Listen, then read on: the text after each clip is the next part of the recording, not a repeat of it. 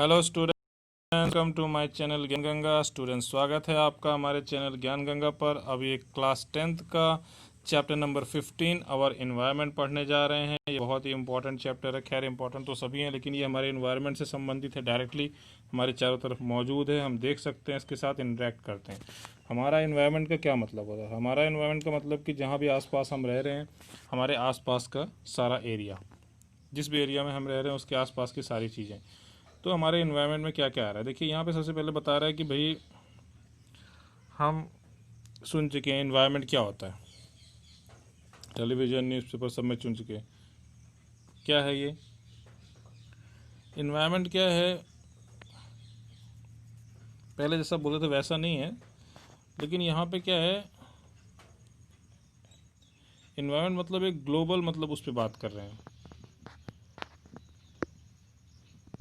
Environmental issues की बात हो रही है, मतलब पूरी प्रकृति में जितने भी चेंजेस आ रहे हैं, कितने इन्वायरमेंटल इशू, जैसे मान लीजिए टेम्परेचर बढ़ रहा है या बर्फ़ पिघल रही है या बाढ़ आ रही है, जो भी इस तरह की चीज़ें हैं, तो वो सारी चीज़ें इसमें आपकी आ जाएंगी। तो इन्वायरमेंट के साथ कैसे हमारा इंट्रैक्शन हो रहा है, कौन से वेरियस फैक्टर्स इन्वायरमेंट में जो आपस में इंटरेक्ट करते हैं, कैसे हम इन्वायरमेंट को इम्पैक्ट कर रहे हैं, कैसे इन्वायरमेंट हमको इम्पैक्ट कर रहा है, क्या चीज़ें हैं जो, क्या मतलब साइकिल जो चल रहा है इन्वायरमेंट में, जो बायो जियो केमिकल साइकिल्स होते हैं, जैसे वो सब क्या क्या चल रहे हैं हमारे इन्वायरमेंट में, जैसे कि नाइट्रोजन हो गया, कार्बन हो गया, ऑक्सीजन हो गया, वाटर हो गया, इन सब के साइकिल चलते हैं, कैसे एक दूसरे से बन रहे हैं, कैसे ये मतलब वन फॉर्म से सेकंड फॉर्म में चेंज हो रहा है, कैसे ह्यूमन एक्टिविटीज़ इस साइकिल को इफ़ेक्ट कर रही हैं, कैसे इन्वायरमेंट हमें इफ़ेक्ट कर रहा है, कैसे हम इन्वायरमेंट को इफ़ेक्ट कर रहे हैं। तो ये सारी चीज़ें इसमें डिस्कस होंगी। ठीक है, तो वातावरण की बात कर रहे हैं। और देखिए सबसे पहला जो पॉइंट आ रहा है, what happens when we add our waste to the environment. क्या होता है जब हम वेस्ट चीज़ें इन्वायरमेंट में ऐड करते हैं? क्या होता है, in our daily activities we generate a lot of material that are thrown away. हम अपने रोज़मर्रा की ज़िंदगी में बहुत सारी काम ऐसे करते हैं, बहुत सारी एक्टिविटीज़ ऐसे करते हैं जिससे कुछ ना कुछ ऐसा मटेरियल निकल रहा है जो हम फेंक देते हैं अपने इन्वायरमेंट में। ठीक है, what are some of this waste materials? क्या क्या हो सकते हैं जो आप जानते हैं? भाई डेली एक्टिविटी जो हम घर में करते हैं तो कुछ ना कुछ वेस्ट मटेरियल निकलता है, कुछ ना कुछ कूड़ा कचरा निकलता है कि नहीं निकलता है घर से। जैसे हम मान लीजिए खाना ही बनाते हैं, आलू छिलते हैं, प्याज काटते हैं, भिंडी काटते हैं, कुछ भी करते हैं तो कुछ कचरा निकलता है, वो सारी चीज़ें हम फेंकते हैं ना। What happens after we throw them away? उनको हम फेंक देते हैं तो क्या होता है? कुछ चीज़ें ऐसी होती हैं, देखिए, जो सड़ गल के मिट्टी में मिल जाती हैं, लेकिन जैसे प्लास्टिक हो गया या इस तरह की चीज़ें हैं जो वो नहीं मिलती, शीशा हो गया, इस तरह की चीज़ें हैं जो वो मिट्टी में नहीं मिलती हैं, तो वो इन्वायरमेंट में वैसे ही पड़ी रहती हैं, तो वो उसको पॉल्यूट करती हैं। तो हमारा इन्वायरमेंट कहीं ना कहीं क्या हो रहा है, पॉल्यूट हो रहा है हमारी एक्टिविटी से। ऐसी एक्टिविटीज़ हम करें, जैसे मान लीजिए हम घर में कुछ जला रहे हैं, लकड़ी जला रहे हैं, तो धुआं निकल रहा है। धुएं से क्या हो रहा है, चारों तरफ हवा में धुआं भर जा रहा है, तो चारों तरफ की हवा क्या हो जा रही है, पॉल्यूट हो जा रही है। तो हमारी एक्टिविटीज़ जो है कहीं ना कहीं इन्वायरमेंट को अफेक्ट कर रही हैं। ठीक है, अब देखिए ये एक एक्टिविटी बता रहा है।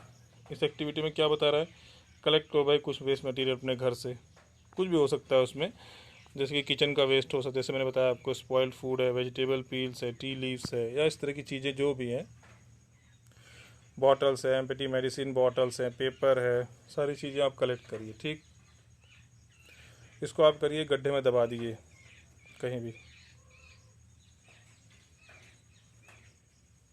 एक बाल्टी में कलेक्ट कीजिए, और उसको क्या करो, अगर मान लीजिए गड्ढा नहीं बना सकते हैं तो बाल्टी में रख के उसके ऊपर मिट्टी डाल दीजिए, 15 सेंटीमीटर सॉइल डाल दीजिए, इसको गीला रखो। 15 डेज़ के इंटरवल के बाद इसको देखो, 15 दिन के बाद देखो कि क्या होता है उसमें। भाई अलग अलग तरह की चीज़ें हमने डाल दी हैं, तो कुछ मटेरियल्स आपको ऐसे दिखेंगे, देखिए, जो वैसे के वैसे ही बने होंगे, जिसमें कोई भी चेंज नहीं आया होगा। दे विल रिमेन अनचेंज्ड, बहुत लंबे समय तक भी वो चेंज नहीं होंगे। ठीक है, तो what are the materials which change their form and structure over time? ऐसे कौन कौन से मटेरियल उसमें थे जिन्होंने अपना स्ट्रक्चर और फॉर्म पूरा चेंज कर दिया? ऐसे कौन कौन से मटेरियल थे जिन्होंने स्ट्रक्चर और फॉर्म नहीं चेंज किया?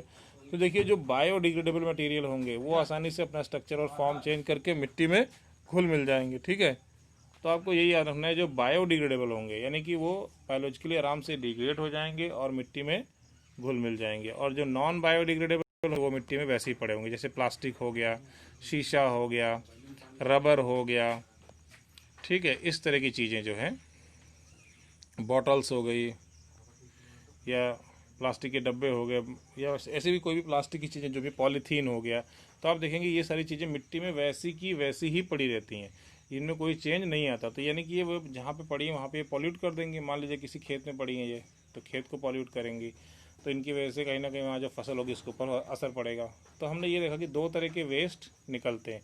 एक ऐसा वेस्ट होता है जो बायोडिग्रेडेबल होता है, जो आराम से घुल मिल जाता है, सड़ गल के मिट्टी में मिल जाता है, और एक ऐसा वेस्ट होता है जो नॉन बायोडिग्रेडेबल होता है। तो वो क्या करता है, जो नॉन बायोडिग्रेडेबल वेस्ट है वो हमारे इन्वायरमेंट को क्या करता है, पॉल्यूट। ठीक है यार ना, जो नॉन बायोडिग्रेडेबल मटेरियल है, नॉन बायोडिग्रेडेबल मटेरियल है, वो हमारे इन्वायरमेंट को पॉल्यूट करता है, और जो बायोडिग्रेडेबल मटेरियल है वो आसानी से सड़ गल के मिट्टी में मिल जाता है। तो कहीं ना कहीं हम अपने इन्वायरमेंट को पॉल्यूट कर रहे हैं, यानी कि इन्वायरमेंट का पॉल्यूशन हो रहा है, प्रदूषण हो रहा है, जिसको हिंदी में बोलते हैं, गंदा हो रहा है ये।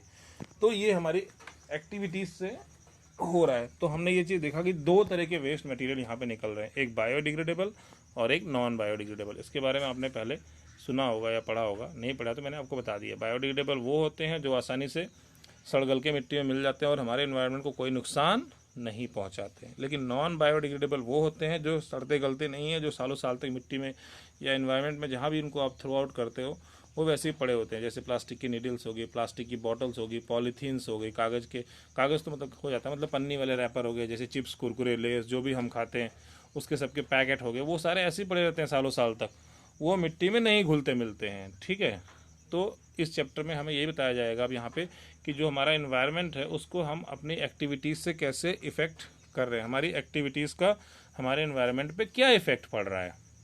ठीक है, तो इस तरह से यहाँ पे बताने की कोशिश की गई इस एक्टिविटी के द्वारा कि कुछ चीज़ें ऐसी हैं जिनमें चेंजेज आ जाते हैं, यानी कि जो सड़ गल जाती हैं, और कुछ चीज़ें ऐसी हैं जो मिट्टी में वैसी की वैसी पड़ी रहती हैं। मतलब जो वेस्ट हम फेंकते हैं अपने इन्वायरमेंट में उसमें से कुछ तो बदल जाता है, मतलब वो सड़ गल जाता है, और कुछ चीज़ें सड़ती गलती नहीं है, वो ऐसी पड़ी रहती हैं।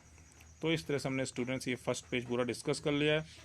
अब सेकेंड पेज पे क्या है, इसको हम नेक्स्ट प्रेजेंटेशन में डिस्कस करेंगे। तो आज के लिए ये शुरुआती प्रेजेंटेशन है, इसमें हमने सिर्फ इतना जाना कि भाई हमारा इन्वायरमेंट क्या होता है। भाई पहले तो आप ये जानिए हमारा इन्वायरमेंट क्या होता है। जो हमारे चारों तरफ का आस पड़ोस होता है, जो हमारा नियर बाई एरिया होता है, तो वो हमारा इन्वायरमेंट होता है।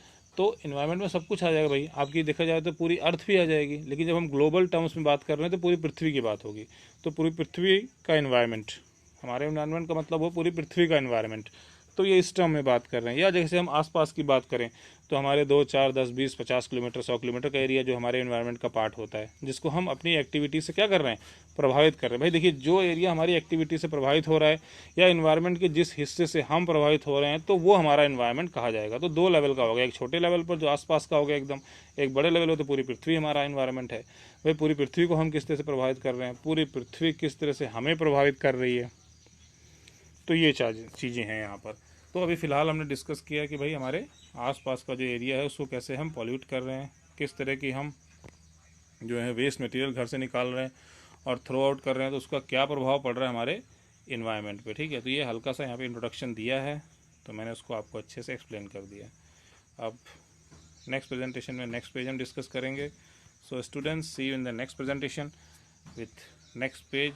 We will discuss page number second, that is page number 257। This we will discuss. ये बहुत ही आसान से चैप्टर, इसलिए मैंने सोचा कुछ आसान से चैप्टर करा दूँ। काफ़ी दिनों से थोड़ा जो टफ़ वाले थे वही चल रहे थे, तो अब कुछ एक दो आसान चैप्टर हम थोड़ा जो इजी टाइप के हैं वो हम करेंगे। तो ये आवर एनवायरनमेंट बहुत आसान है, मतलब हमारा आस पड़ोस, उसमें क्या हो रहा है, हमारे आस पड़ोस में क्या एक्टिविटीज़ हो रही हैं, हमारे आस पड़ोस में हमारी एक्टिविटीज़ का क्या प्रभाव पड़ रहा है जहाँ हम रह रहे हैं। ठीक है, तो ये हम इसमें डिस्कस करेंगे पूरे चैप्टर में। तो स्टूडेंट्स, मिलते हैं नेक्स्ट प्रेजेंटेशन में नेक्स्ट पेज के साथ। Thank you.